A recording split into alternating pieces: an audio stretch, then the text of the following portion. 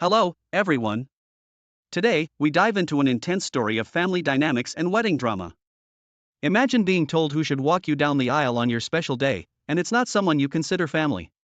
This is the story of a woman whose mom tried to force her husband to take on the role of the father of the bride. The title of today's story is My Mom Tried to Force Her Husband to Walk Me Down the Aisle. Here's how I reacted. Get ready for a roller coaster of emotions as we unravel this tale. My mom met her husband when I was 17 and she married him after 5 months of knowing him. I was immediately kicked out to live with my grandparents so I could attend college when he moved into my parents' house. So we never lived together. He never parented me or put a roof over my head or anything that might make him worthy of playing father of the bride. He's an okay guy, but I don't love him or feel particularly close to him.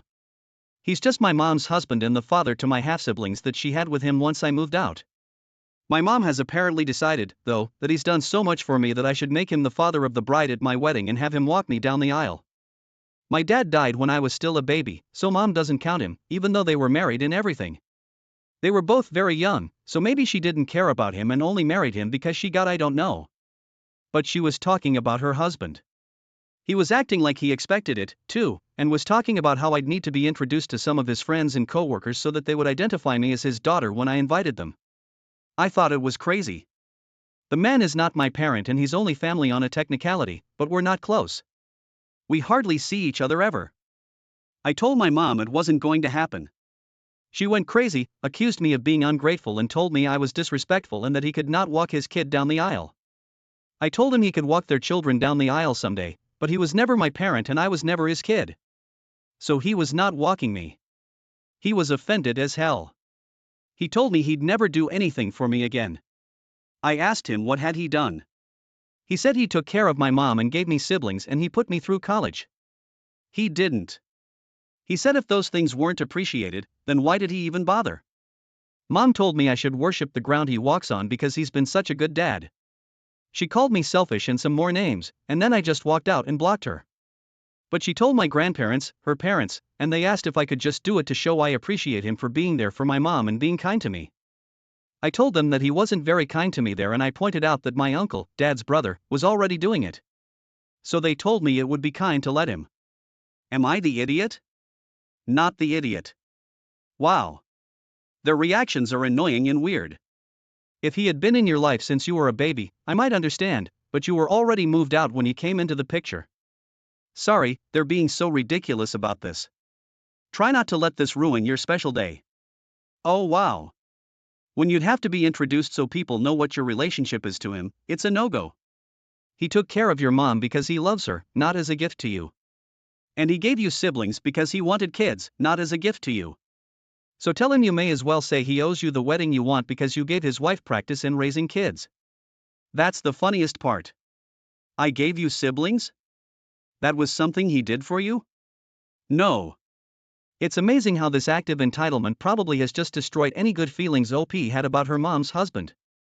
It seems like he just went from good guy, glad he's there for mom, to delusional pushy idiot who thinks he's old special status because he exists. But while we're on the subject, OP, I think I should be the one to walk you down the aisle. Sure, we've never met, but I did something nice for someone once. I figure you owe me. This logic is totally sound. My guess is that they've been telling everyone what a great stepfather he's been to you. And this is gonna burst the little fantasy they've been telling all their friends to make him look good.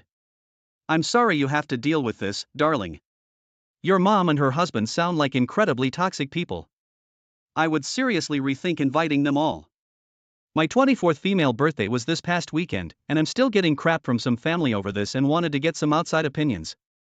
My mother-in-law and I do not have the greatest relationship, but we tolerate each other. My husband and I don't have a very conventional marriage, as he works from home, and I took over my family's business a few years ago and worked full-time there 8 to 5. Due to this, he takes over most of the household chores, such as cooking, cleaning, etc. since he's home more. My mother-in-law is very old school and doesn't think this is right. Due to this, she's become very cold to me over the past few years. So my birthday was this past weekend, and on Sunday, my husband planned a family dinner to celebrate at our house. My mom and grandma insisted on bringing and cooking all my favorite foods for dinner. My mother-in-law caught winds of this, and I guess wanted to pitch in and help too, so she offered to get the birthday cake. She asked my husband what kind I liked, and he told her anything chocolate or tiramisu. He also told her that I hate fruity cakes, lemon, raspberry, etc. The evening of my birthday rolls around, and everything goes smoothly until it's time for cake. My mother-in-law and my mom both went into the kitchen. My mother-in-law was unboxing the cake, and my mom was grabbing utensils and plates. Apparently, my mom took a glance at the cake and asked if this cake was for me. My mother-in-law was like, yes, obviously. My mom was like, oh, I guess no one informed you that my name doesn't like fruity cakes. Her favorites are anything chocolate and tiramisu. My mother-in-law was like, no, they informed me of her preference. I just saw this cake at the store and thought it looked lovely. Plus, it would be nice for my name to try something different. My mom left the kitchen because she didn't want to make a scene on my birthday. Mother-in-law brought the cake out, and my husband immediately confronted her when he saw it and was like, Mom, is this the cake for my name? She was like, yeah, I thought it would be nice for us to try something different. Anyway, I'm an adult and it's just a cake. I wasn't about to make some huge scene about a cake. So the cake was cut, and mother-in-law offered me a slice, and I just politely declined and ate some of the other desserts at the table, fruit, chocolate-covered strawberries, etc. She got offended and said that it was extremely insulting that I wasn't eating any of the cake she specifically bought for me on my birthday.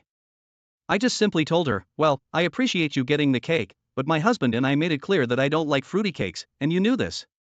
She said I was being extremely disrespectful and selfish and stormed out with my father-in-law. She's been contacting both my husband and me, saying how I need to apologize for my behavior. We've also been getting crap from my sister-in-law, and I kinda feel bad now for not just eating the cake. Am I the idiot? Edit, the cake was lemon. Not the idiot. She purposely got you something she knew you didn't like for your birthday, and somehow you're the disrespectful one for not eating it? Sorry, your mother-in-law sounds like a nightmare. She thought she was going to punish you by getting a cake she knew you wouldn't like. She did this because she disapproves of you. Maybe she wanted you to cause a scene so she could prove you were a terrible daughter-in-law. Kudos to you for not taking the bait and remaining unbothered, and do not apologize. Tell your sisters-in-law that perhaps they're angry because they had to put up with their mother being like this all of their lives, but you're not about to apologize for her deliberately ignoring your preferences. If this were any other function, I would have said nothing, but this was my birthday.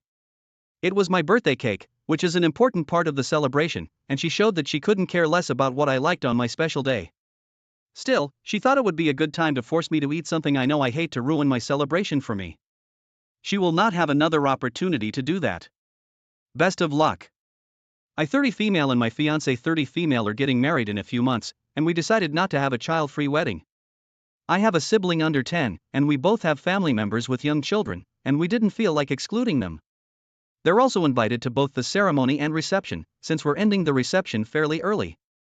When we told some of our friends that we were not having a child-free wedding, our friend Lauren 31 female started talking about bringing her dog, and another friend, Jake 28 male, joined in and started talking about bringing his 2 dogs.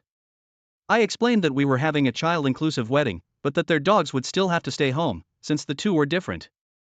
Lauren and Jake were upset about their fur children initially, but the conversation shifted, and we started discussing other wedding issues. Fast forward 2 weeks, and I guess word spread because I've now gotten 9 texts from people telling me I'm being an idiot for not allowing them to bring their dogs when I'm allowing children. 2 have even said that they'll not attend because of the issue. My fiancé insists that it's our wedding, our choice, but I'm starting to feel like an idiot because of how many people I seem to have upset by not allowing dogs.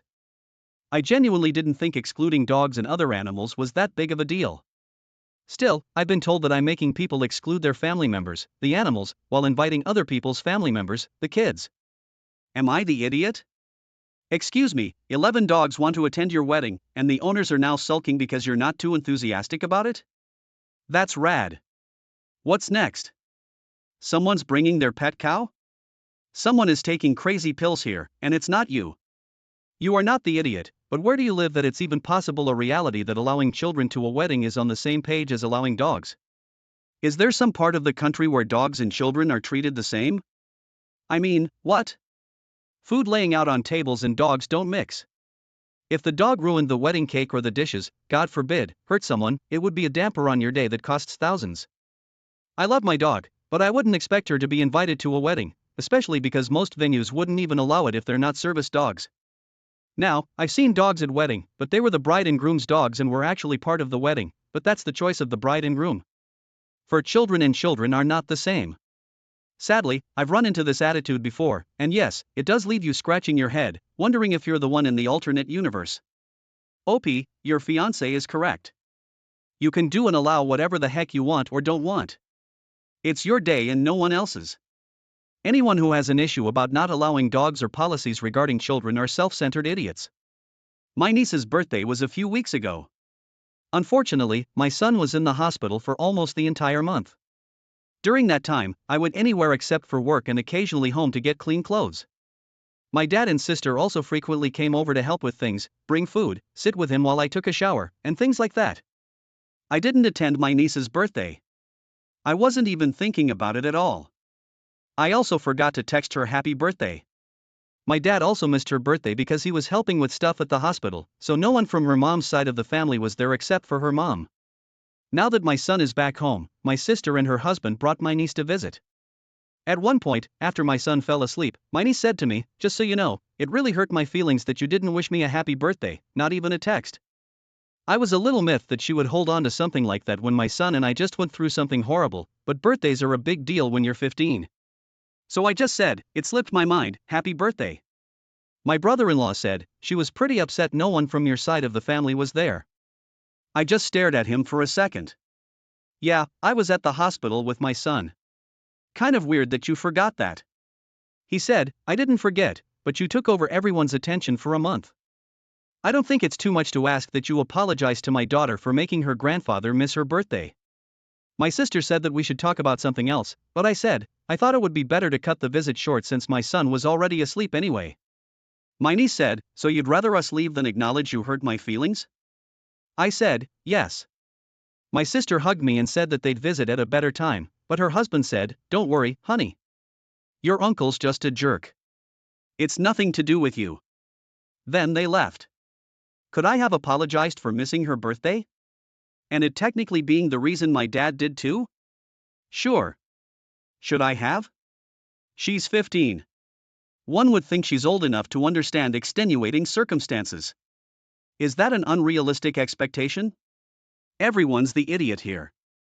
Your brother-in-law's the idiot for instigating an issue. You're not an idiot for forgetting the birthday or making your dad miss the birthday.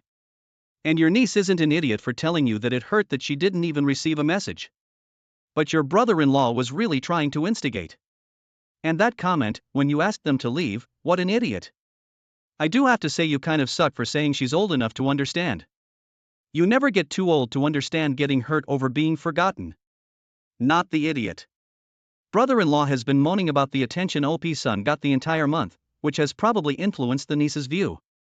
These people are so weird. Who wants this type of attention anyway? It's like I would gladly switch places with you and have a healthy child with no attention. Agree. Most people, even teens, can understand that some things will outweigh others.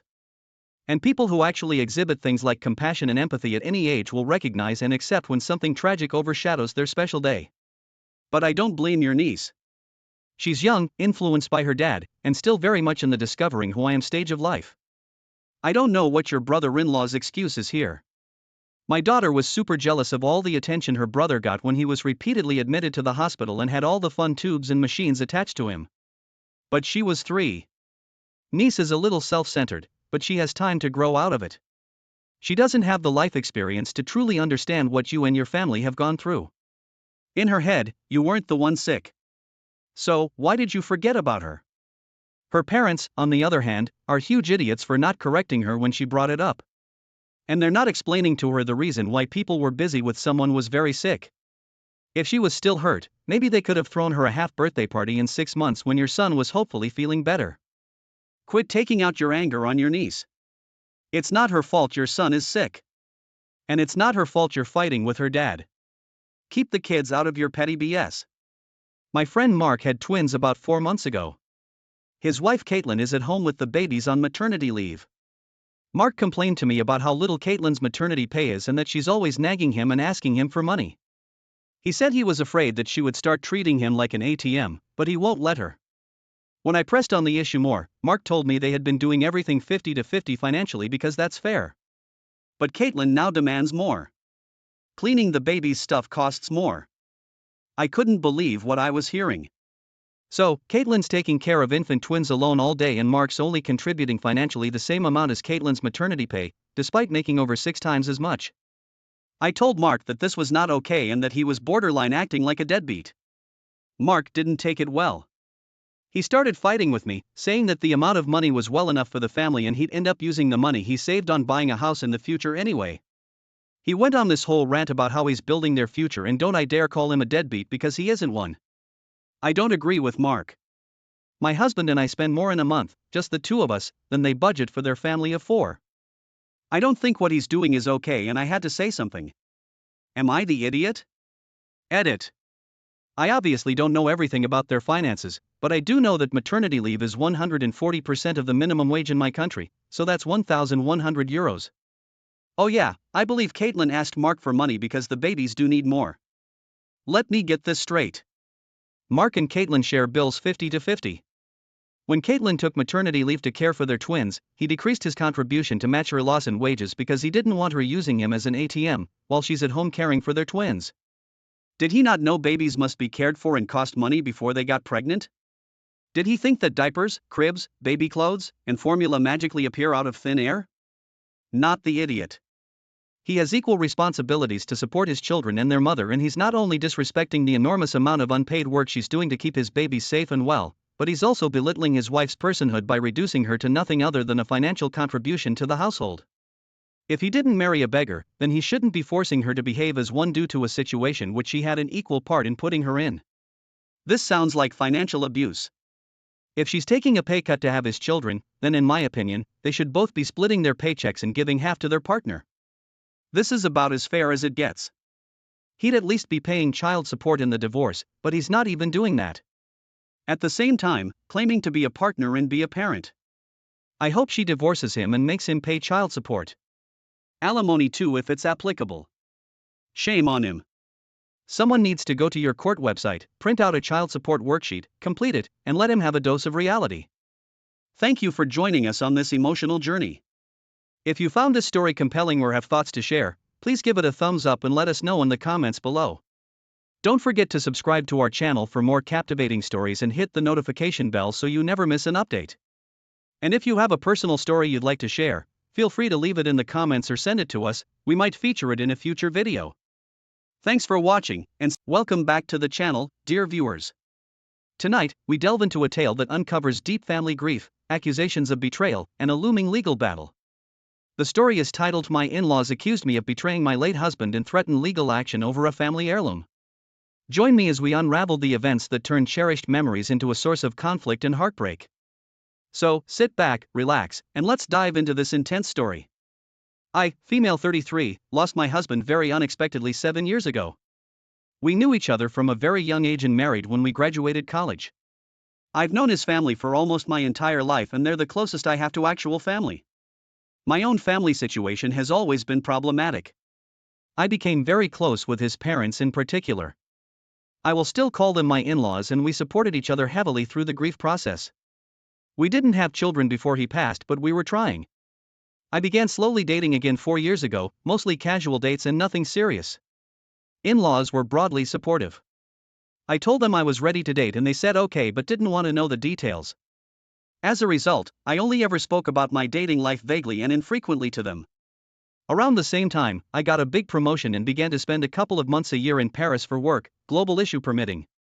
Then 1 year ago, I met Armand, male 38, and started my first serious relationship since being widowed. Given Armand lives in Paris, our relationship is based there. While we have traveled quite a lot together, we have yet to go to the US together. He hasn't met my in-laws, but I have told them I'm dating someone. Around Christmas, we found out I was pregnant. This was a total surprise as we weren't trying. We've since decided that I'll move to France permanently instead of splitting my time between the US and France so we can raise a family together. Unfortunately, it isn't really possible for Armand to move to the US. He works in the art industry and his studio and backers are all Europe-based. I told my in-laws and they were deeply upset. They said I was depriving them of their only opportunity to have a grandchild. My husband was an only child. Then they accused me of moving on too quickly and not loving my husband. In the end, we had a huge argument and they demanded that I leave all my husband's belongings from our apartment, his clothes, personal effects, etc. to them when I moved to Paris. They also demanded my engagement ring, which is a family heirloom. They said that they should have these because while I've moved on, he'll never stop being their son. I said no. These things are all treasured memories from my life with him and I never want to forget. They have threatened legal action to recover the ring in particular. I don't think they have a proper legal right, but I can see the hurt I'm causing them with my choices, and maybe by giving them what they asked for, they'll be able to have closure. Am I the idiot for continuing to refuse? Then they accused me of moving on too quickly and I stopped reading right there. So, he passed away 7 years ago and they say she's moving too fast. What happened to OP and the in-laws is horribly unfair and tragic, but after 7 years, OP deserves to find love again. The in-laws really should see a therapist to address this. You are not the idiot. You didn't divorce your husband. He passed away. The person you chose to spend your life with, and that was taken away from you way too soon. Unfortunately, he was taken from them too soon as well. I would try to find a compromise, which may be giving them the ring and you keeping the rest, or finding a few things of sentimental value and giving them those, but ultimately this was your husband. These are your memories with him and you'll never stop loving him just because you found someone else to love as well. You are the idiot. The ring should absolutely be going back to the family though. No matter how you feel about it being given to you, the heirloom is meant to be passed on to a future generation family member at some point, which again is impossible in this case because you two never had a child together. You're moving on and your family's now with another bloodline family. The heirloom ring is not meant to be with that family at any point. I'm sorry, but this is a very bad take. Opie's a widow. Widows do not lose their place in a family. The ring will go where she sees fit because she's the rightful owner. Opie, it's your choice one way or another. However, I wondered how you having a baby with your new partner is depriving them of a grandchild. Totally bemused by that. If they want to be considered your child's grandparents, the last thing they should be doing is making petty demands. Update. After the funeral, I already gave many of my husband's possessions to my in-laws. What I kept were some clothes that reminded me of happy times. Things with his handwriting on them. Memories from trips, etc. And I want to keep those. It's not like I'll be lugging a huge amount of things to Paris. It's not unreasonable that I keep these. They're memories we made, not with his parents. It was worth clarifying that I don't have a separate wedding band. We couldn't find one we liked which matched the ring. So my engagement ring is also my wedding band, which my husband put on my finger in the church. I do wear the ring frequently, and it's the only thing I wear with any regularity. I really don't want to lose the relationship with my in-laws. They've always been so kind to me before all of this happened. For example, I've been spending every major holiday, like Christmas, etc., with them for the past decade. But neither do I want to bend to their unreasonable behavior. Moving to France and going completely silent isn't an option. I do want to repair the relationship in the long term. Ultimately, I'd love them to visit us. My 25 male stepdad has a gardening business. It's normally just him, but my brother 18 has been a big help and worked for him a lot over the years. The clients love my brother. He has a good work ethic and gets the job done properly and quickly.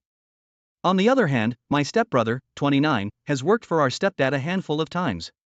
Unfortunately, every time his work was sloppy and slow, and he spent the majority of his time on the phone, so stepdad never hired him again. Recently, stepdad has been sick. His body's just giving out on him, and our mom's forcing him to retire before he kills himself from work. He wants to give the business over to my brother since he has the work ethic and the rapport with the clients like him. My brother is basically our stepdad's mini-me, lol. My sister, stepsisters, and I are all okay with this since we feel our brother deserves it with the work he's put in and how he's helped build up the business. Our stepbrother, on the other hand, is angry and thinks he should get it since he's the biological child. I know I keep saying stepdad here, but that's just for clarity's sake, and he's very much our father and couldn't care less about biology. When our stepbrother was having his little fit about it, I told him to get over it and that he couldn't even hold a normal job, let alone run a business. Am I the idiot? Edit. The relationship is strained since stepbrother used to steal from him and us. He barely even sees any of us now, and that's not from our lack of trying. I don't even think he's met my stepsister's young son. Not the idiot. It might have been harsh the words you gave your stepbro, but honestly, that's the reality of the situation. It's dad's choice who he gives his business to, and he chose your brother, who would take care of it very well and is the person most likely to carry on the legacy. Would your stepbrother have been just as angry if your father had sold it to a stranger? He had nearly 10 years on your brother to build the rapport with your dad and his clients needed for this responsibility. This failure's on him. He saw your stepdad's hard work as something he could benefit from by slacking and doing none of the work going forward. I'm glad your stepdad and your siblings have a backbone. Your stepbrother's just looking to mooch, and that's it. Please ensure your dad gets all this in writing and certified by his wife and an attorney. If something unexpected happens to dad, the whole situation can become a crap show and fast. Get it in writing now so that the business, including the client list and physical assets, mowers, trucks, tools, all go to brother. You owe your stepbrother nothing, and if he keeps harassing you, feel free to block him. Backstory. My mother-in-law lived 4 hours from our city. Last year, she decided to sell her house and move near the family. She recently closed on another house here as her house was under contract. My wife stayed home overseeing some work on the new house and painting. My daughter, a first grader, and I went to my mother-in-law's house to get her moved out. My mother-in-law is the type of lady that exalts males on a glorified pedestal. Over the years, she's made numerous inappropriate remarks about my body build or my appearance. She's even gone as far as asking very personal questions. Nonetheless, her mouth has gotten her in significant trouble. With that said, when we arrived, she seemed to have been minding her manners at first. However, she commented to my daughter that when she gets older, she should marry a man just like her father. Later that night, we had an argument. My kid didn't eat dinner because she had a stomachache. My mother-in-law demanded she helps clean the kitchen and said I should be relaxing instead. My argument was why should she have to clean up from dinner when she didn't even eat? The next morning, my daughter slept in a bit, which irritated my mother-in-law.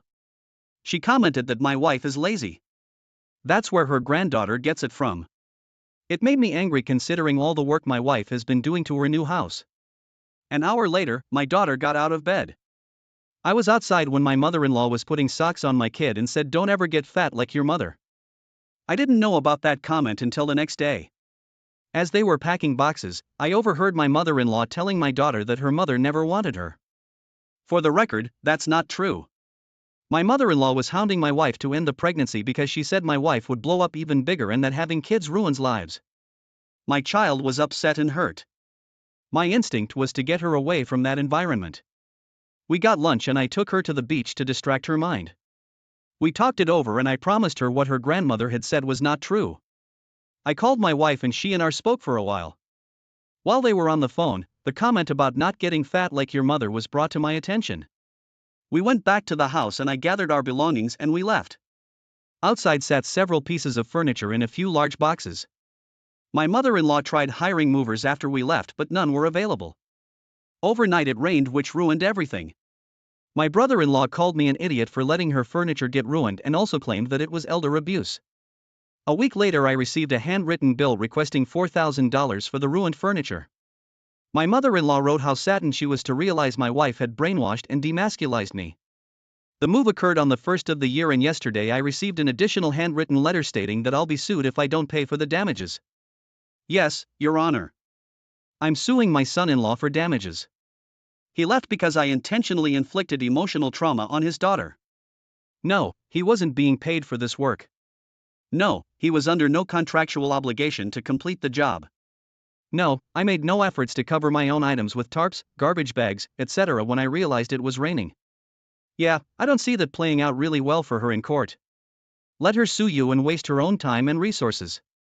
She has nothing supporting her claim. That's wild. Your mother-in-law is a narcissist. Politely let her know you will deduct it from what she owes from your wife and daughter's past and future therapy bills to deal with the trauma she created by being awful. Not the idiot, and I hope your entire family goes no contact with this cruel and toxic woman. Sadly, I think it's going to get worse. I agree that no contact would be ideal, but knowing mother-in-law's moving closer makes me think that won't be the case, at least not right away. Opie's wife is likely far too used to her mother's mistreatment, which makes it harder to build the boundaries necessary. If she does try to take a stand, you know her mom will use moving closer as a guilt trip and manipulation tactic. I, 22 female, will graduate from nursing school next June. I've started looking for jobs and I've been thinking I could try being a particular nurse, those that you hire to take care of a patient in their own home or if they need medical care 24/7. I prefer that for now as I got very anxious during my practices in hospitals. There are many patients and it's a very stressful situation if you don't have much experience. I plan to work as a domestic nurse for half a year and then try again to do work in a clinic or hospital after gaining experience. Well, I have a brother who's a young teen. He has autism and he's disabled from his waist down. My parents asked me if I'd be willing to work for them taking care of my brother. I said it was okay for me. A patient is a patient. Then they asked me how much the family discount was to consider hiring me. I told them they'll have to pay me full price if they wanted me to nurse my brother. There's no such thing as a family discount. They got angry. They told me I was doing this for them and for my brother and that there's stuff more important than money. What I'm asking is not unreasonable after all. I have to take my brother to therapy, shower him, clean him up, feed him, give him his medication, etc. All the same stuff I'd have to do with any other patient. I think I'm asking for fair pay that's consistent with how much work I'll do. I'll charge £25 per hour, which is the average where I live.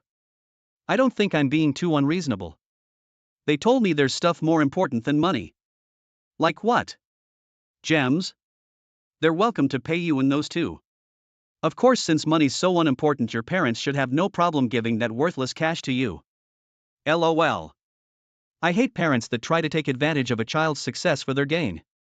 You are not the idiot, but I really don't think you should start your professional career by working for your seemingly entitled parents. 1. You need the real-world experience of interacting with new people. You might think of doing this through a care company. 2. You'll need a valid reference when you get ready to return to a hospital or clinical situation. Working for your parents is different.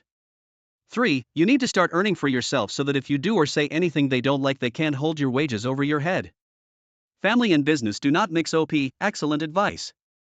I also foresee hours being an issue with this situation. OP is scheduled from 8 to 5, but her parents expect her to stay later or come in early because it's family and family helps out. Also, I hate to think it, but I can't help but wonder if OP's parents would sabotage a reference to keep them from progressing in their career, so they have to keep working for their family. Your parents are tired of taking care of your brother and want you to start doing it so it's not their responsibility anymore. They should want you to start your professional and independent life well, which means watching you get a full-time job or agreeing to pay you full price for your services. To be honest, I think £25 an hour is way too low for this kind of care you want to provide. This would be the family discount. They're asking you to set up a recipe for resentment and you don't have to play that game. So this happened yesterday. I came home from work in the evening and saw something cooking on the stove. I asked my boyfriend and he said he was boiling salmon. I was taken aback, like completely. I asked him to repeat what he said and he so casually said it again. I was like, EW, who boils salmon? He made a face and didn't reply. I told him it wasn't right and that I never heard of salmon being boiled like an egg in water type of boiling. He said it was all right and he liked it cooked that way. I called him dumb for this, to which he reacted by snapping and saying, "Who the heck says I can't boil salmon?" I said, common sense. He replied, "Screw common sense. I bet it's no longer common sense to eat an apple from an apple tree in this time and age." We had an argument and he started ignoring me, saying he felt hurt and disrespected when I called him dumb. He's now waiting for an apology. Am I the idiot? I called my boyfriend dumb because he likes his food cooked differently than I do. I actively sought him out, insulted him based on something that had zero impact on me, and demanded he fights back, and now he feels disrespected. I think he should apologize. Oh wow, you are the idiot. A massive one at that. This. OP sitting here like, what idiot boils salmon while high-class restaurants are off poaching salmon and charging top dollar for it? OP is acting like a spoiled toddler who's only been raised on chicken nuggets. Poaching/boiling salmon is very much a thing. It's funny you're getting all bent out of shape and upset when you're the one who called him dumb. Oh, Gordon Ramsay, he didn't even ask you to eat it. He cooked it for himself. He likes it and it's cooked, so food safety is not an issue either. Mind your own business. OP, don't call people names, especially people you love. He feels hurt and disrespected because you use disrespectful language while criticizing his perfectly acceptable choice. You owe him an apology and to change your behavior. And that, dear viewers, is how an attempt to move forward led to an unexpected and painful family rift. If you were captivated by this tale and want to hear more stories of family conflicts and unexpected revelations, be sure to like this video, subscribe to our channel, and hit the notification bell so you never miss an update.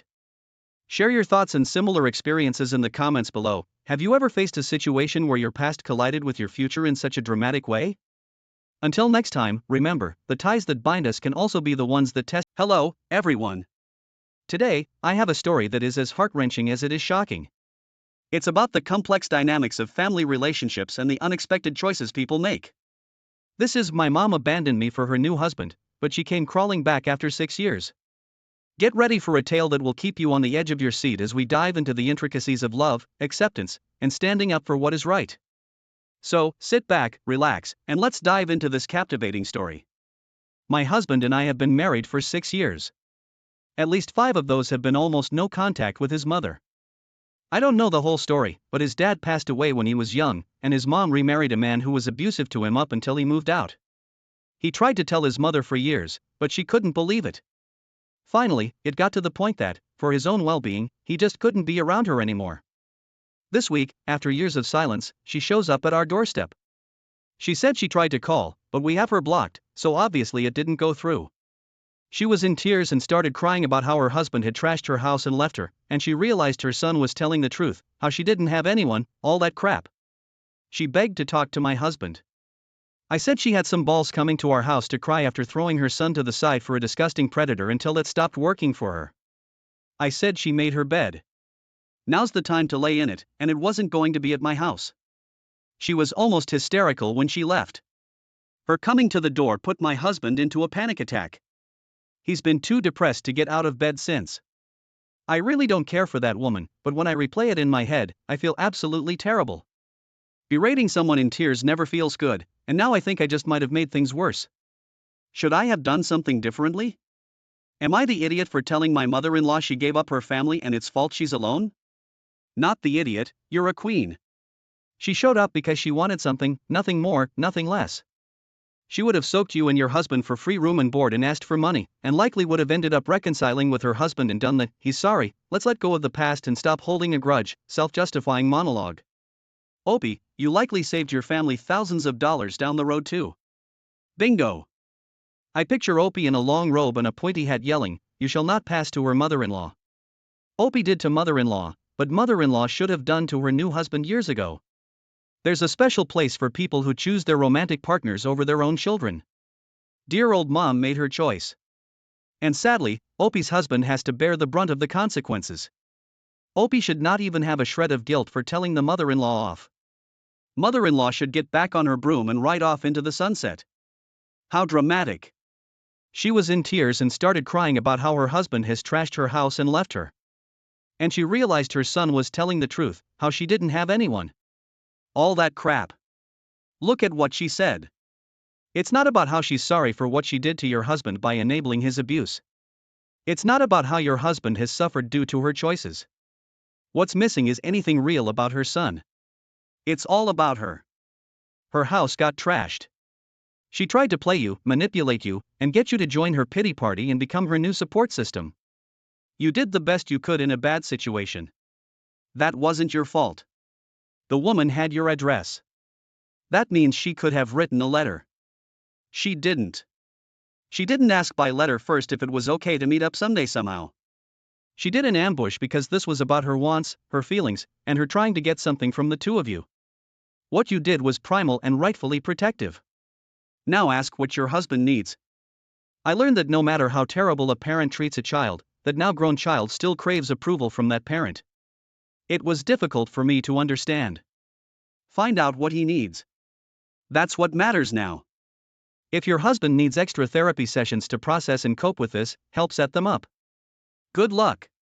I hope mother-in-law never shows up again. Alright, so my husband and I are on vacation with our toddler son. Well, technically my husband is a stepdad. The husband's parents came as well. I had no issues with this. We got along fine. Anyways, we were all walking around enjoying our time when we saw some teen and young adults dancing really well. My son loves music and dancing, so he was excited and practically begged us to watch them perform. They were great, extremely talented, and my son enjoyed it. The song and dance were pretty feminine, but 2 of the dancers were male. My husband and I thought nothing of this, and neither did my son. But my in-laws were put off. My father-in-law looked a little disgusted, for lack of better words, and he was especially concerned when he noticed my son trying to mimic their dancing. On the other hand, my son was so hyped up and the dancers noticed, I guess, so they thanked him and even engaged with him a little bit. It was a lovely sight. Not even gonna lie, it might have been the best part of the vacation. I've never seen my kid that happy, huh?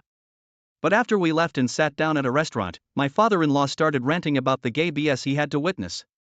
My husband told him to relax and not swear in front of our son, but father-in-law was angry. We're being brainwashed and allowing our child to become one of them. I rolled my eyes and went, boys that dance? How scary. My father-in-law was like, that's not what I mean. So, I replied with, my bad, boys that dance with glitter on, even scarier. I'm traumatized. I then asked my son if he was traumatized, which he obviously didn't understand. So, he just giggled and my father-in-law got up and left saying that he refused to be treated like a fool in public. Mother-in-law whisper yelled at me after saying I just ruined the trip and should have kept my big mouth shut. My husband didn't care and said his dad had it coming, but it did ruin the trip. My father-in-law was angry at me the whole time. He even ran into a poor waiter the next night about how he gets treated like dirt by his son and daughter-in-law for simply voicing his concerns. He's also insisting that we should have had a mature conversation instead of mocking him and involving my son. Am I the idiot? Not the idiot. What's gay about dancing?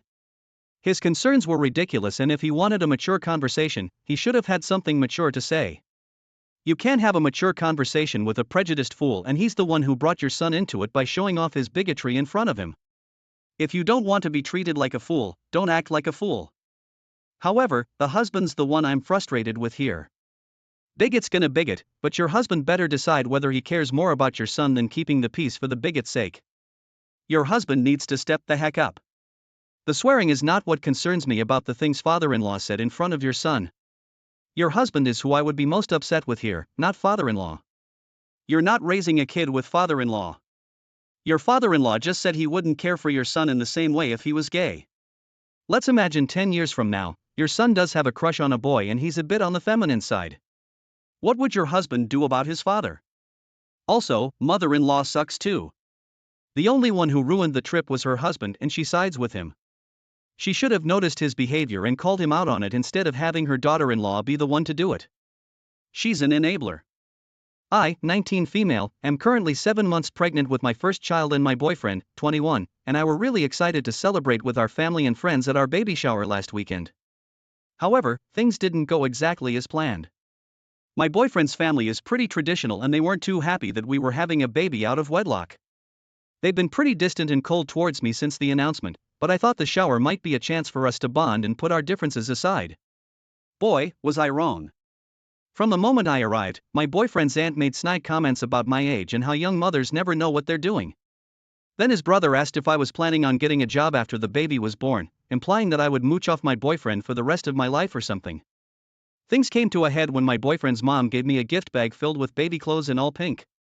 When I politely pointed out that we were having a boy, she rolled her eyes and said, "Oh well, I just assumed that since you were so young, you probably don't know the gender of your own baby." At that point, I was done. I stood up and announced that I didn't feel welcome there and that I was leaving. My boyfriend tried to convince me to stay, but I was so upset that I just walked out. Now my boyfriend's family is calling me rude and ungrateful for storming out of my baby shower, but I feel like they were disrespectful to me. I'm especially hurt that my boyfriend's family thinks I can't even care for my own child. Am I the idiot for leaving? Not the idiot. OP, you didn't feel welcome because you weren't welcome. Also, oh well, I just assumed that since you're so young, you probably don't know the gender of your baby. That's the strangest dig I've ever heard. Young moms not knowing the gender of their babies is not a thing. Was she trying to imply that young moms are too poor or irresponsible to go to the OBGYN regularly? And if that's the case, this one is carrying your grandchild, so tell me how she's too poor to see a doctor and you don't think that's your problem. And why would she have assumed it was a girl? That's so idiotic, to be honest. 50-50 chance of being publicly embarrassed by getting it wrong. Oh boy, it sounds like mother-in-law was starting the fireworks show off quite early. All of those digs and I'd be running out the door as well. Mommy dearest is mad she'll no longer be the center of her son's universe. I would have added, I guess you aren't interested in being a part of your grandchild's life. Too bad you don't know the rule about being kind to the mother if you want to see the baby. The fact that your boyfriend didn't tell his family to back down and stop treating you like crap is even worse than their behavior. Your boyfriend's family is idiots, and I'm even considering him one since he didn't support you and stand up for you. While it might sound harsh, you need to have an immediate and serious conversation with your boyfriend about how he'll handle the situation going forward. If he's unwilling to immediately step up and advise his family to stop their crap and treat you respectfully, then you'd be very well advised to start preparing to be a single mother.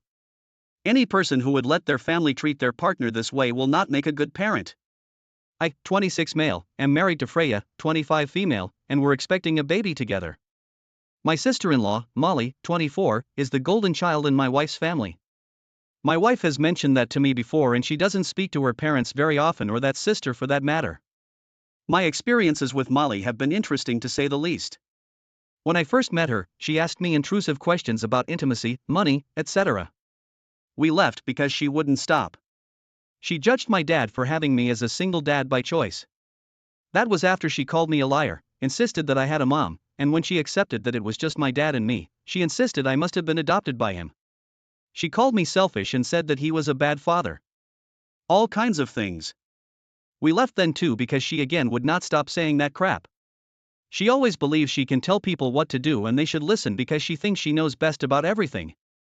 Some other things she has said to me or argued with me over. She told me I should hate my dad for intentionally being a single dad. She said my dad was a stupid idiot who picked a dumb name for me. She told me I should demand the woman who gave birth to me should step up and be my mom. She told me I should change my name to James or Christopher and have a normal name. Freya and I became more distant from Molly when Molly seemed to seek us out just to share more of her wisdom with us. Then a few months ago, she reached out to Freya and said she had nobody else but their parents and how her friends had broken up with her by calling her names and saying she was insufferable. Freya was trying to see if she and Molly could be closer. She had Molly apologize to me and they were slowly building a relationship. Then several days ago, Molly asked what we were naming our baby. Freya said we weren't sharing it until the baby was born. She told us to name the baby Emily or Henry. She said that we shouldn't give the baby a dumb name like mine. Freya told her that we're not taking suggestions for names. She told me I shouldn't be like my dad. I should be better and not give our kid a dumb name. She brought up how her parents thought she had the best baby names. Freya told her she didn't care what their parents thought, that this was our baby and we would name them. Molly told Freya that she shouldn't discard their parents since they raised them and that she was always the wiser one and people need to listen to her more because she gives out good advice to people. Then she suggested my father had bad motives for having me alone and I snapped. I told her it was no wonder nobody liked her or wanted her around because she was a spoiled judgmental idiot and I was sick and tired of hearing her stupid advice because she was clueless. Molly burst into tears and called me an idiot. Freya laughed and told me it was what she was thinking. Molly sent a text to Freya afterward saying that what I said was so mean. Am I the idiot? Not the idiot. It is telling if Molly's friend can't even stand her anymore. Makes me wonder if her behavior with you and Freya is very common and nobody really likes her because of it. Stay away from her and her drama. I hope she learns her lesson someday or she's gonna face a lot of lonely times. Sometimes speech is silver but silence is golden. Your sister-in-law needs to learn that people don't need to know every thought rattling around in her head or how she feels that she's better than everyone else. I'm sorry, but Molly won't change. If more people called her out on her behavior more often, perhaps she'd have turned out less hateful and less unlovable, but it's too late to change her now. All you can do is avoid her. Don't let Molly in your home ever again, in good teamwork with your wife here. I, 19 male, have two siblings, AJ 24 male and Kaylee teen female. Our dad died when Kaylee was a baby. Our mom has worked hard ever since. She definitely has leaned a lot on AJ and I try to help when I can alleviate that pressure. In spite of this, AJ has still taken on a lot of responsibility. Kaylee's pretty responsible but she can't get up on time to save her life. She'll get up but then hit snooze. She's tried all the tricks. Alarm across the room, those apps on your phone where you have to solve math equations. She just won't get up. I think part of the problem is AJ will always wake her up. I've said that this isn't healthy. What happens when he moves out or goes to college? She's too old that she probably would learn if he didn't do this. My mom and AJ have said that there's nothing wrong with it, so I let it go. AJ's in grad school. He decided to crash at a friend's dorm one night as they attended a party. He told me to wake Kaylee up ahead of time as our mom goes to work early and I'm up at that time for work. I said he knew how I felt about this. He told me it wouldn't kill me and walked away. Yesterday morning I heard Kaylee's alarms as I got ready. I decided to let her learn and she was still sleeping. She takes the bus, so if she gets up within the next 15 minutes she'd be okay. Around 10 my cell rang. It's my mom freaking out. She got a call saying that Kaylee never showed up to school. I panicked momentarily, then remembered. I told my mom to check at home. Sure enough, Kaylee was at home still sleeping. My mom woke her up and took the rest of the day off. She had been terrified something terrible had happened. AJ blames me. Kaylee isn't mad, really just embarrassed, but AJ says I should have woken her up. I said she's a teen and it's a hard lesson. My mom isn't too upset, but she said that at a minimum I should have texted her to let her know Kaylee was still asleep when I left. Am I the idiot? Not the idiot. She's old enough that the only person who should be responsible for getting her up is her. I've lived with several people who never learned how to get up independently because there's always someone who enables their poor behavior. I don't know if this stems from childhood or not. By the time I was 11 I had a paper route and I was getting up on my own for school and work. I'm to the point my body often wakes up on its own around the time I need, with or without a clock. I entertained some of these people, but it got old. It's frustrating and annoying having someone rely on you to get them up and then acting like idiots when you don't. You get them an atomic alarm clock. They sell them on Amazon. They have a decibel level of 80 plus and comes with a mattress vibrator to shake the bed as well. Everyone's the idiot here. AJ sucks for not asking you to wake her up. You suck for not telling everyone that you wouldn't do it. Your poor freaking mom for scaring her like that. You should definitely be ashamed of yourself. Kaylee sucks for not taking responsibility for her own actions. At her age she must have a medical condition that needs to be addressed, or she needs to grow the heck up. The only one who doesn't suck here is your overworked, stressed out mom. I disagree. OP didn't scare his mom. Her daughter didn't appear in school. She scared her mom herself. This is neither yours nor AJ's issue to deal with. Your sister's old enough to get herself up. Ultimately this is up to your mom to handle, not voiced off onto you guys. I also don't think you're the idiot for not sending a message to your mom. Will there ever be a time she won't rely on you and your brother to be a mother? If this story touched your heart, please give this video a thumbs up and share it with others who might need to hear it. Don't forget to subscribe to our channel and hit the bell icon so you never miss a new story. We'd love to hear your thoughts and experiences in the comments below. Thanks for watching, and stay tuned for more Hello everyone. Today, I have a story that's bound to leave you speechless. It's a tale of manipulation, heartbreak, and ultimately, poetic justice. Buckle up as I share how my evil mother-in-law tried to ruin my marriage, but karma had other plans. Welcome to the story of my evil mother-in-law ruined my marriage, but karma struck back harder than ever. Let's dive in. But don't worry, justice was served and my evil mother-in-law Nessa did get her karma in the end. To start my story, I must mention that I met my husband Logan in college. We were both studying abroad and I had no idea how horrible his mom truly was. From what I had heard from Logan, I only had admiration for the woman. Nessa was a single mom to Logan since his dad died when he was a teenager. It was a rather tragic situation. While coming home from a dad-son trip, their car crashed and only Logan survived it. His father was alive for a very short while and passed away 2 days after the incident. Logan had moderate physical wounds, but his mental trauma was something that just wouldn't go away. Logan had always talked about how he was grateful to have his mom step in and take care of him. Nessa was a fighter and raised a fine young man. So I only had positive thoughts about Nessa until I actually met her. This is how our first meeting went. Nessa, I'm so happy to meet you. I was actually looking forward to getting to know you because of the stories Logan told me. You truly are a remarkable woman. That I am, Zoe. I'm glad you could see that early on. I'm not someone to be messed with. I did have to suffer a lot raising Logan alone. Yes, you have truly raised a fine young man. Logan has landed such a great job and is so good at taking care of others. He loves you a lot, you know. He has achieved so much to make you happy. I hope you're proud of him. Why should I be proud of him? Logan has only done the bare minimum. I deserve that after losing my husband due to his stupidity. I swear Logan had gone rock beside me. I was seriously taken aback by Nessa's words as well. I had no idea how to react to that. What Nessa said was nothing short of mean and horrible. I said, "What do you mean, Nessa? It's very unfortunate that your husband died in an accident, but what does Logan have to do with it?" "Oh, well, he had everything to do with it.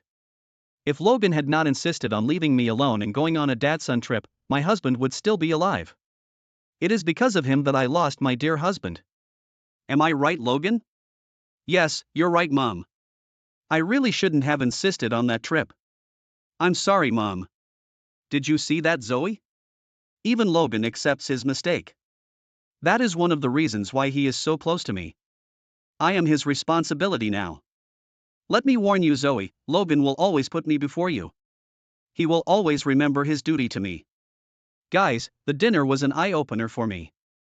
I sat there in shock while Logan kept his head down and just took the blame for his father's death. Nessa had a gala time blaming him and reminding him how she should always be his priority. I stayed with Nessa for 2 days and what I heard broke my heart. Nessa actively blamed Logan and has been doing it his entire life. That way she kept him under her thumb and made him fund her life. It was just bizarre and I felt bad for Logan. One night I sat him down and tried to make him understand how wrong Nessa was. I said, "Logan, you shouldn't listen to your mother. She's just trying to control you by shifting the blame for the accident on you. This is not okay. Zoe, Mom's right. In a way I am responsible for Dad's passing. I've already accepted it. You don't have to feel sorry for me. Logan, you are crazy. You need to seriously get some distance from your mom and analyze her ways. She's emotionally manipulating you and taking advantage of you. Look, Zoe, even if you're right, what can I do? I need to take care of her. She's the only one I have left. Before my dad died, I had promised him that I would do everything to help my mom. I can't back down on that promise. It's true that I took Dad away from her. I want to make up for that mistake. It's my duty. I tried my best to make Logan understand what a snake his mom was. But he would never listen to me. Nessa made good use of his fresh trauma and manipulated him into thinking that he owed Nessa everything in his life. Nessa was taking full advantage of that. My good opinion about her was already in shambles and I started to hate her. Nessa wasn't stupid. She knew that I would try to make Logan see the truth about her. So she constantly created trouble between me and Logan. Despite everything, I married Logan because he was an amazing man. I knew that his love for me was true. I also knew that I couldn't just walk away from him knowing how vulnerable he was. We got married and soon Logan purchased an expensive mansion for us. Guess who showed up right after we moved in? Yes, it was Nessa. One day she just showed up with her stuff and declared that she would stay with us. Why, you may ask? Of course, because she deserves it for losing her husband due to Logan's fault. I swear even typing this out makes me want to knock her out. You can only imagine my anger when she sat in front of me and berated Logan for not inviting her sooner. Logan, of course, gave in and allowed her to stay. He was already shouldering her expenses and paying her rent, so it was nothing new for her. But it turned out to be a nightmare for me. Nessa made my life a living hell. She started to manipulate Logan into thinking that I was a gold digger who didn't want him to take care of her. Yes, I didn't want Logan to shoulder all of Nessa's expenses because she was a toxic manipulator and abuser. I don't know why she thought I was a gold digger because I contributed to the household and had a job, albeit not as good as Logan. Anyway, after a year of fights and screaming matches, I have had enough and left the house. I moved into a friend's empty apartment and gave Logan an ultimatum. I said, "Listen to me, Logan, I can't live with your mom like this. We have been taking all her responsibilities and she is still running around abusing us. Hell, she had moved on to trying to break us up. I can't take this anymore. You refuse to punish her or do anything about this situation. Zoe, what can I do? You know I can't speak against my mom. I'm the reason she's alone and without a partner.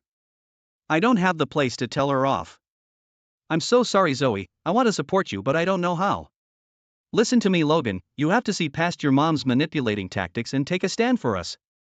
This can't continue. I won't go back to that house while she's there. If you think you can't do anything, then it's best we get a divorce." I was honestly tired of Nessa and at the end of my wits, so it was natural for me to consider divorce. I didn't want to be with someone who wouldn't stand up for me, but Logan wasn't willing to let me go. He immediately panicked and started to beg. He said, "Zoe, I can't evict my mom from the house. I promised my father that I'd take care of her. I won't be able to make her homeless or kick her out, but I will buy a new house, Zoe. I'll sell whatever I own and buy a house for you." No, I don't think that would be a good idea. As much as I want to get away from your mother, I also don't want to financially cripple you. Fine then, you can.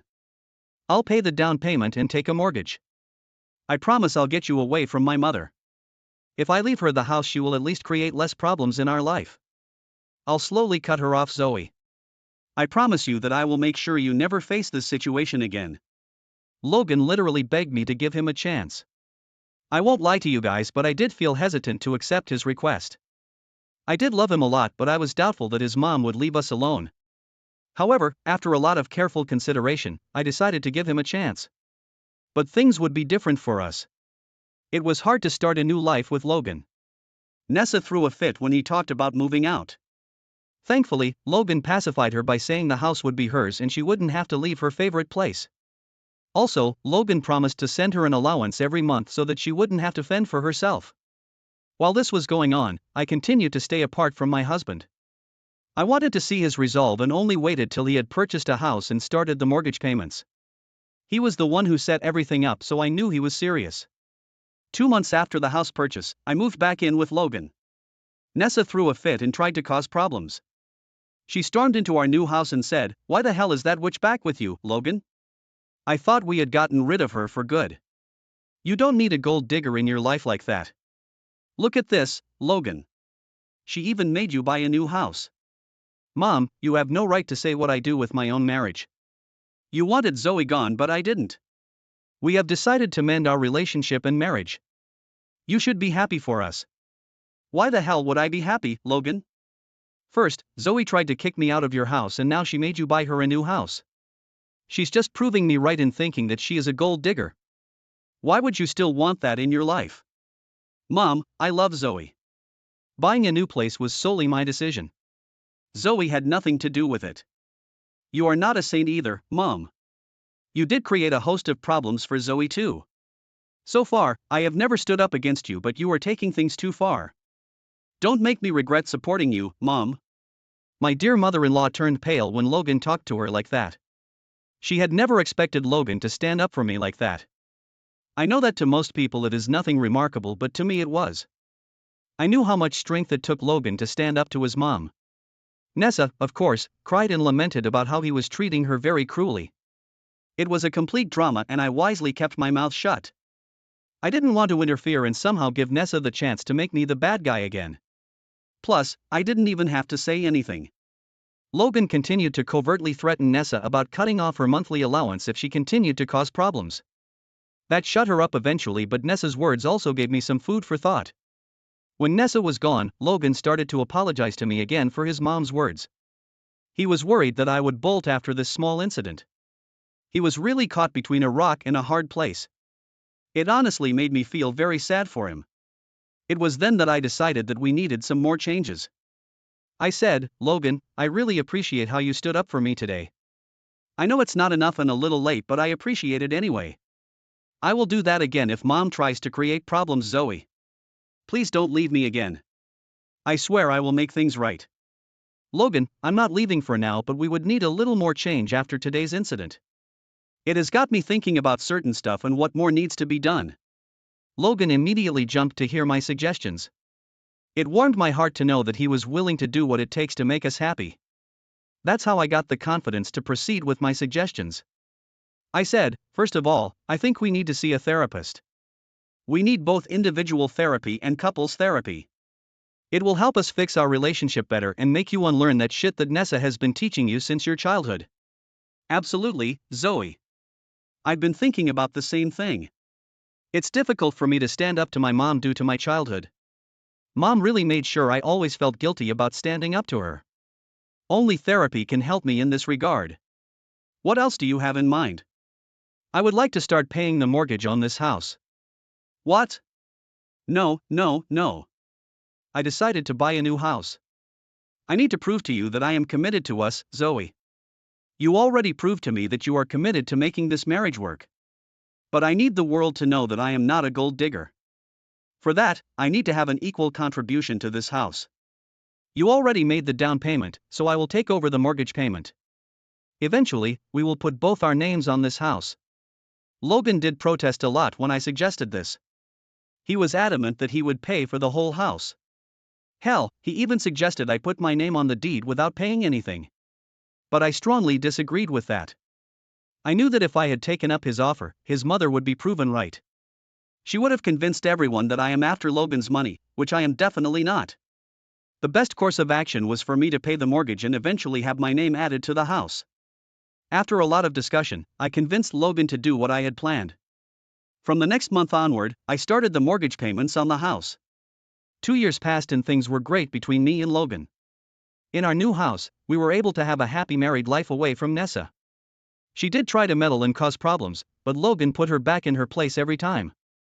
Therapy helped a lot and Logan was able to let go of the guilt that his mother had instilled in him. The two of us were very happy and Nessa was a distant problem from our past.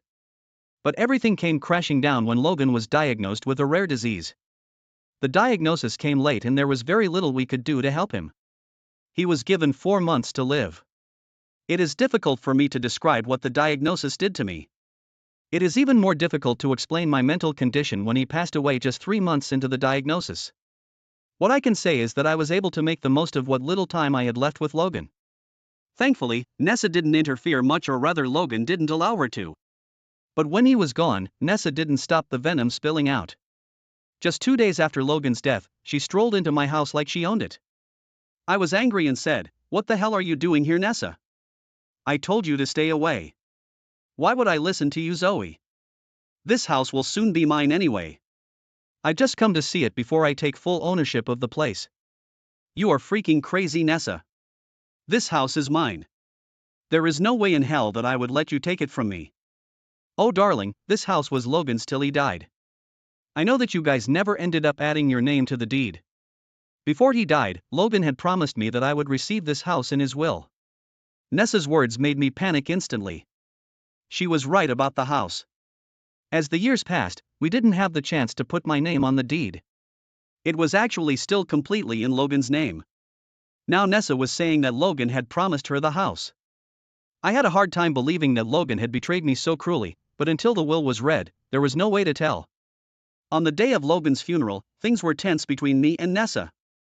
We were both pretty sad, although Nessa made a big show of crying every time someone came near her. How did I know? Well, she actually smirked at me when people left me to comfort her. It was starting to get on my nerves, especially because I really wanted to grieve my late husband in peace. I didn't want to make that day about me, so I kept my mouth shut and avoided any confrontations. The real drama started when me and Nessa were called by Logan's lawyer to read the will. When the will was finally read, I discovered to my great horror that Logan had indeed named Nessa as the new owner of the new house. I was honestly in shock while Nessa laughed in my face and kept saying how Logan would always put her above me. The lawyer sort of gave her the stink eye to keep her quiet while he read the next part of the will. While I couldn't understand why Logan would give Nessa a house that I was paying for, the lawyer read the rest of Logan's will. Nessa didn't pay attention to it because she was busy laughing at me, but I knew what my dear husband had done when the entire will was read. I smiled a little at Nessa when the lawyer said, "So, as you can see, the smaller house that was purchased recently will go to Mrs. Nessa here." Oh God, my son does love me a lot, doesn't he? He left me 2 freaking houses while his gold digger wife didn't get anything. I'm not sure you understand the will correctly, Mom. Maybe instead of laughing at your daughter-in-law, you should have paid more attention to the last part of the will. What? What are you talking about? Well, let me put these simple words for you, Mom. The bigger house that you're living in right now is going to Zoe and the smaller house with an active mortgage is going to you. This means you will have to empty your existing place and take on the mortgage at the smaller house. Nessa's face completely changed when she realized what Logan had done. Her precious son hadn't left her everything in his will. Instead, he had left her a small house with an outstanding mortgage that she would have to shoulder. I, his wife, ended up inheriting the bigger house from which Nessa had forcefully made me move.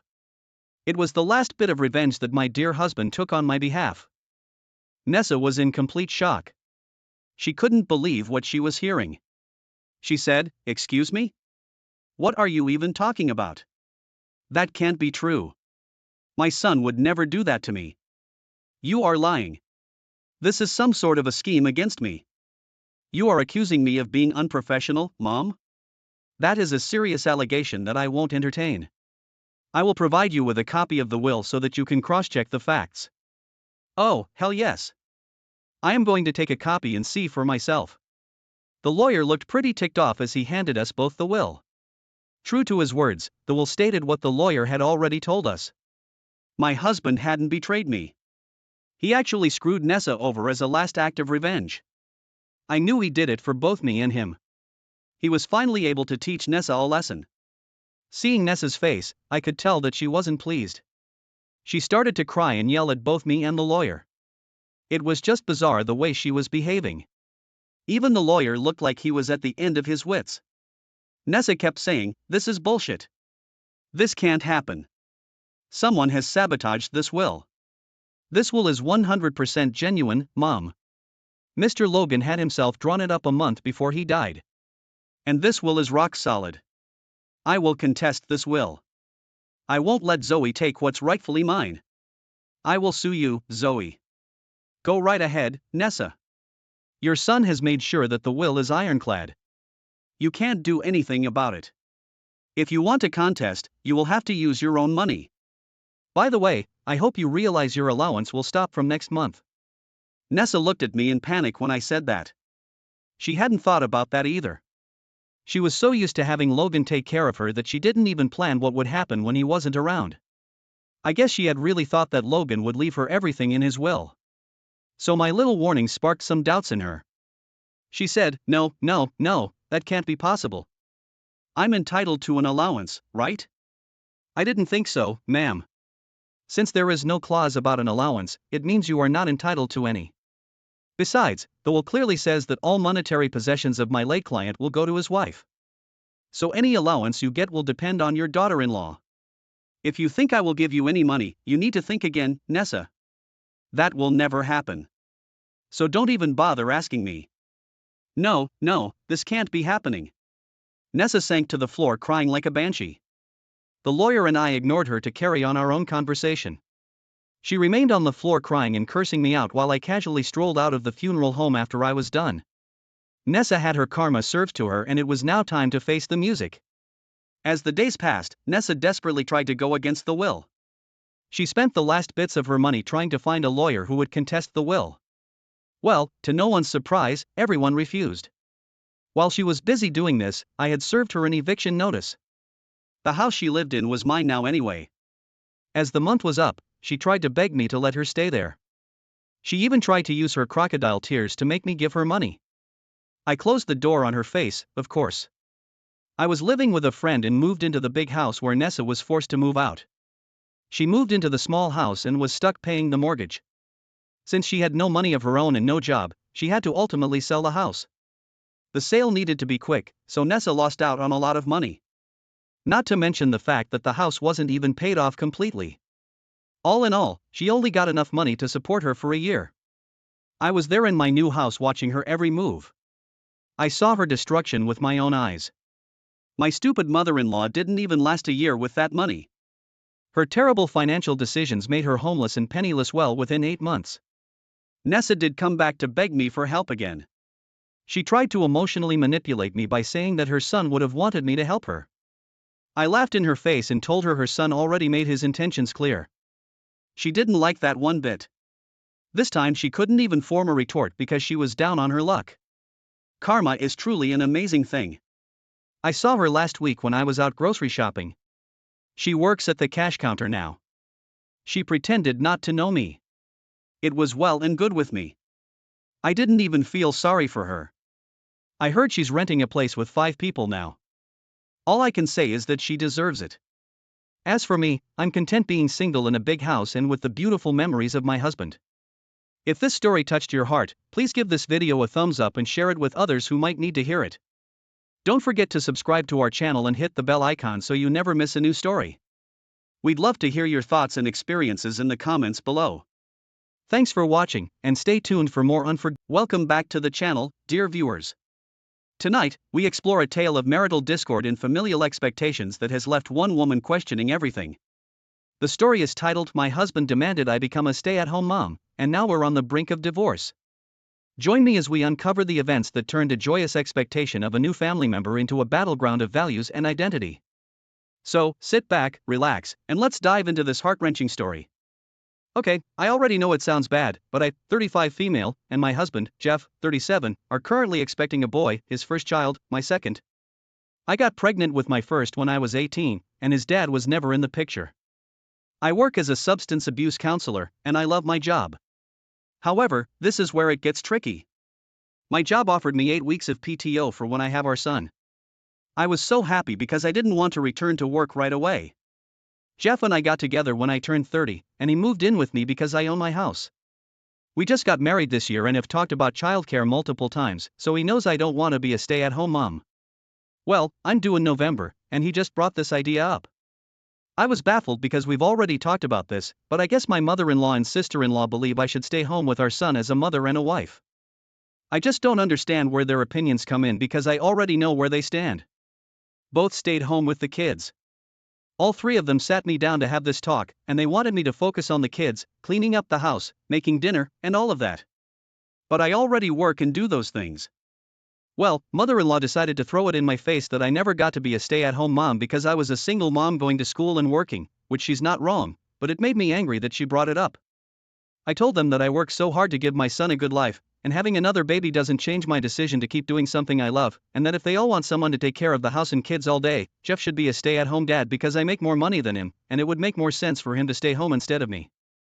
It turned horrible after that. I got yelled at by mother-in-law and sister-in-law that it's not his role as a father to do those things, and that he's the man of the house and should be the one making money. Jeff just stood there not saying anything, and I blew up and reminded all of them that it was my house, not his. I kicked mother-in-law and sister-in-law out, and Jeff was so mad at me that he went with them. He said he won't come back till I apologize to all three of them. So, am I the idiot for not wanting to be a stay-at-home mom? Nope, not the idiot. Opie, you make more, it's your house, your in-laws are dinosaurs, and your husband just proved that he doesn't have your back. Bonus, here's your to-do list for tomorrow. 1. Change locks. Number 2, make an appointment to see a family lawyer about custody, parenting time, and child support in your jurisdiction. 3. Research them on the internet in the meantime. 4. Resolve that none of those 3 people gets back in the door unless they provide you with a fulsome, sincere apology. Sorry about the marriage, OP. I hope it was fun while it lasted. The thought of my husband bringing my sister-in-law and mother-in-law into my house to tell me what to do with my life, especially after discussing exactly what I want, makes my blood boil. I'm so sorry you had to go through that. Please re-evaluate your relationship with Jeff and whether or not his value systems are compatible with yours. Do you want your son to be taught this drivel about how he needs to grow up to be the man of the house? Do you want the rest of your life to be cooking, cleaning, and taking care of the children for Jeff? Because presumably, he won't lift a finger to help you, because that's not his job. Because that's what's going to happen if you stay with this man and let him and his family treat you like this. Please be compassionate to yourself and your children and realize that you deserve far better. My vote is for the husband set up mother-in-law and sister-in-law to deliver this message. And he didn't do it with the goodness in his heart of having the baby have a stay-at-home mom. He did it so OP would take care of him like his mom used to. Flags everywhere. Update. It's currently 1:15 a.m. and Jeff just called me. He informed me that he cleared out our joint bank account and deposited it into his account. Bill money, savings for future trips, and grocery money that he's been thinking. And the only way he'll come home is if he can be responsible for all the finances. And I put his name on the house too. I said absolutely not and hung up. I've already reached out to my boss and I'll be working from home via virtual meetings. I'll be calling and talking to attorneys tomorrow morning to see what my options are. I didn't let Jeff know I'd be home, so I'm sure he'll try to stop me. Where I live, real estate developers have started snatching up family homes, bulldozing them, and building enormous $2 million houses on plots of land. Unfortunately, the houses also stick out horribly in terms of aesthetics. Think single-level brick homes with 3-level gigantic white and black boxes in the middle. My home's been in the family for several generations. We've always been known for having a large, beautiful garden. We invited over kids to help with gardening. We gave away so many veggies. We'd hold parties, etc. It's been a neighborhood treasure for years. Until developers snatched up the lot next door, bulldozed it, and erected an enormous house that blocked the light to most of the garden. Many of us tried to fight it with the city, but everything was denied. It was heartbreaking. Our neighborhood has been changed forever. This was a link to my family, and I almost have had to go through a grieving process for it. The new owners moved in and were not welcomed warmly by the people in the neighborhood. I avoided them for as long as possible. Other than politely waving or nodding, it was a young couple in their early 20s. We finally came face to face, and the woman asked if we could chat. She said she felt like maybe they'd done something wrong when they moved in, or if they weren't pulling in their trash bins or something, being too loud, etc., because people haven't been friendly. The guy says that he's surprised, considering it felt like a nice and somewhat affluent neighborhood. And given the price, he was expecting friendly neighbors. I asked if they had done any research about the area. They said that they moved from California, so no. I said that maybe that was their mistake. They said they didn't know what I meant, so I asked if they've ever looked in our backyard. They said yes, and they said they thought the garden was cute. I said yes. The garden that now has about half the sunlight than before your house was built was a neighborhood treasure. So the guy said, well, it's not our fault you built the garden there, is it? I said, well, you guys got what you paid for, $2 million for a house that everyone in the neighborhood hates. So I said I hoped it was worth it and wished them a nice day. When I told another neighbor about the exchange, she told me that she felt bad for them moving without knowing what they were getting into. Am I the idiot for telling them they got what they paid for? So you unloaded your pent-up anger at the developers, on the couple, who unwittingly bought the house. You are the idiot, OP. That couple did nothing wrong. They bought a house on the market. Now, if they had been the ones to buy the house or land from the previous owner, bulldoze it down, and then build their $1 million mansion, you might have a leg to stand on. But from what you say, the neighborhood is taking out their frustration and anger on an innocent couple. Yeah, but I do get why he'd be angry if instead of, oh, we're sorry, we didn't know about your garden, they decided to go with, it's not our fault you built your garden there. When it comes to this kind of mega home, I agree, but I also think places need to change. This is why most grad students live in someone's attic. Many old communities completely boycott any affordable housing, even as the population doubles or more. Mega homes for the rich don't help either, but I dislike the people who want their neighborhoods to stay the same forever, just as much. OP, they bought a house. Did you research the neighborhood? Is your garden a big thing so well known it's in the papers that those people could know about it without talking with the neighbors before moving in? And specific talks. And even then, they didn't design the house, just bought it. It's not their fault, and you are being angry at them as if it is. Also, if the size of your neighbor's house affects how you act, you might want to seek therapy. You take the cake today due to treating people like crap because they apparently stole your sunlight, and you're big mad about it. These people likely had no idea about your garden or what was there before the house they bought was there. It's not their fault that the house was built there. You want to be mad? Be mad at the real estate developers. That's the actual bad guy here, not the people who bought the house. I can't believe this became a conflict. With the weather being so nice, I decided it'd be nice to have a fun little dinner party. So, I invited everyone and their SOs if they had them.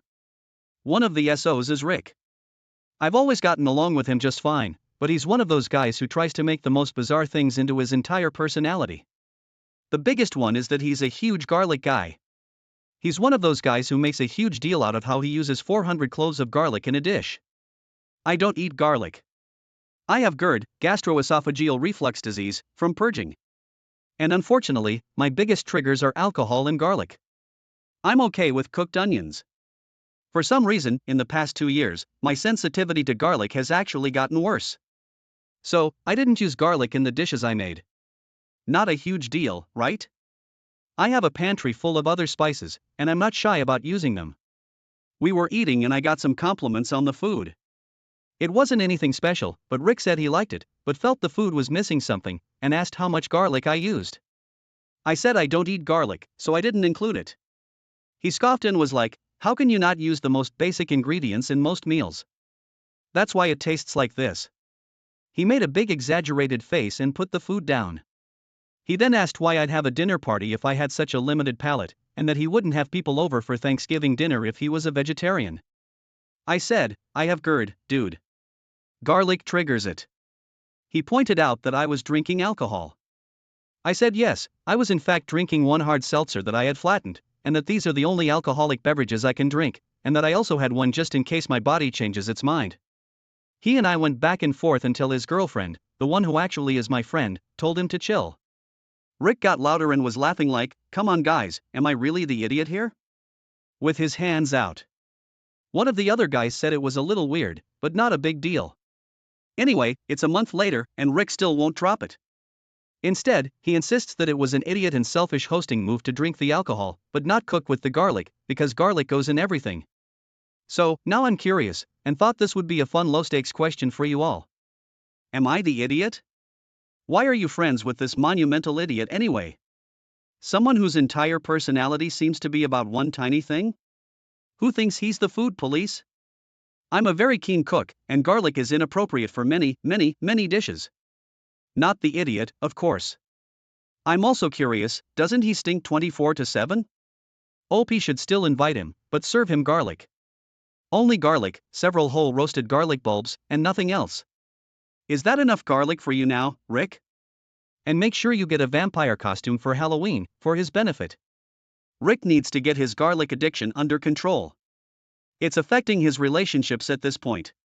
If my ex so acted that way, not simply expressing a preference for garlic, but telling the host it was rude to omit it, I would be mortified. No joke. Possible grounds for breaking up, because who behaves that way? Not the idiot, open and shut case. My best friend and I have known each other since we were like 3, and we've always been super close. She's the first of us to get married, and I'm so happy for her, and was happy to be asked to be her maid of honor.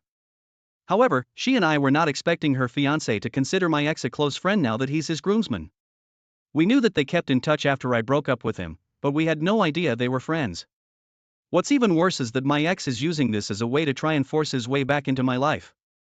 She warned me when she found out, and I agreed to one night out with all 6 of us, my best friend, her fiancé, and their bridesmaids and groomsmen.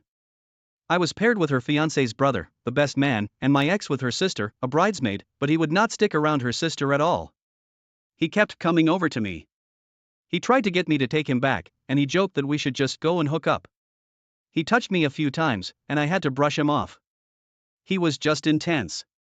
Our breakup happened a little over 2 years ago. We worked together for 5 years, lived together, had talked about marriage and babies, and then I heard him mock me to his friends and say disgusting stuff like I was so boring as a person, but at least my body was good so he could drown out the rest of me and just focus on my looks. He mocked me for being sensitive. He also mocked that I had low self-esteem from my childhood relating to my family and told them details only he and my best friend knew. My best friend asked her fiancé if there wasn't anyone else. He told her that the 2 of them got so much closer in the last 2 years and that he truly considers him his closest friend now and so on. He said we should be able to deal with being around each other for a few hours. She asked if there was anything she could do to make it easier, but I can't be around him like that. I can't even have him following me around and trying to win me back. He humiliated me. He said things that I never would have expected out of him. He got 5 years of my life and he treated me like that. We agreed that I should just pull out of the wedding. My best friend is so upset and she's upset with her fiancé. He's now angry with me and he told me I should have sucked it up for my best friend and followed through on being her maid of honor because it meant so much to her. He told me I was being petty and I should be able to ignore my ex for the sake of my best friend. I do feel bad. I hate doing this, but I know I'd feel trapped in a nightmare if I had to deal with my ex throughout the wedding. There's no doubt in my mind that I would be miserable. She knows this too, which is why we agreed, but I hate doing this to her. I always dreamed of being her wedding. And now, am I the idiot? Not the idiot. The groom prioritizes his friend over his bride's happiness and he's trying to get you to suck it up. He could have chatted with your ex and told him. His behavior was unacceptable and if he tried to get close to you, he'd be dropped. But he preferred pressuring you so he could have what he wanted. I'd tell your friend that her fiancé is trying to pressure you as that would be a red flag to me. Not wanting to be touched and harassed by a creepy ex-boyfriend isn't being petty. What the heck is wrong with this guy? Also, you did ignore your ex, but it didn't stop him from harassing and touching you against your will. And ignoring your no. What else was he expecting you to do? Also, does he want drama at his wedding? I hope your friend realizes who she's about to marry. Yeah, I think you need to step away entirely. And if the ex is continuing to harass you, look into a restraining order. Good luck to the bride. Her fiancé sounds like a real charmer too, being that he knows the history and still allows this. I, 20 female, am currently 30 weeks alone. I live with my parents and pay rent, utilities, and other essentials. Ever since I found out I'm pregnant, there's been a lot of tension in the house. And it feels like my parents' marriage is getting worse because of me. When I first found out I was pregnant, my dad flipped his lid because I wasn't married and because I didn't know who the father was. My mom defended me for most of this crap throughout my pregnancy and was very supportive but very disappointed in my dad for his behavior, and it's been ruining their marriage. Last week, my dad demanded I move out, and I refused since I paid rent and mom doesn't want me to move out. As usual, mom defended me, but they had a big fight. I'm feeling like an idiot since I'm ruining my parents' marriage over this when I could move out, but I don't know where to go and need my mom's support. Am I the idiot? You are the idiot. You're an adult. If you want to have a baby, that's fine, but there's no reason to expect anyone else to support your child. Babies are loud and disruptive. Your father's done raising his kids, so why do you expect him to start over to raise yours? Not the idiot. You are not ruining your parents' marriage. Your dad is. Your mom is finding out your dad's beliefs around unwed or single mothers. You getting pregnant and having a child has not ruined your parents' marriage. However, your dad's behavior is. I'm really glad your mom is being so supportive, and I hope this situation resolves in whatever way it needs to. You have to prioritize your well-being and the well-being of the baby. Your dad's behavior affects your emotional well-being and your unborn babies. However, he feels it's not important as you and this child, but I'm pretty sure you have some clue about the baby's dad. You might have to pay for some paternity tests, but you need to find out who it is and make them contribute.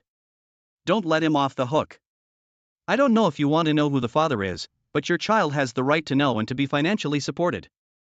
And that, dear viewers, is how a deeply rooted disagreement led to a rift in what seemed like a stable marriage. If you were captivated by this tale and want to hear more stories of family conflicts and unexpected revelations, be sure to like this video, subscribe to our channel, and hit the notification bell so you never miss an update. Share your thoughts and similar experiences in the comments below. Have you ever faced a situation where family expectations clashed with your personal values? Until next time, remember, staying true to yourself is crucial in any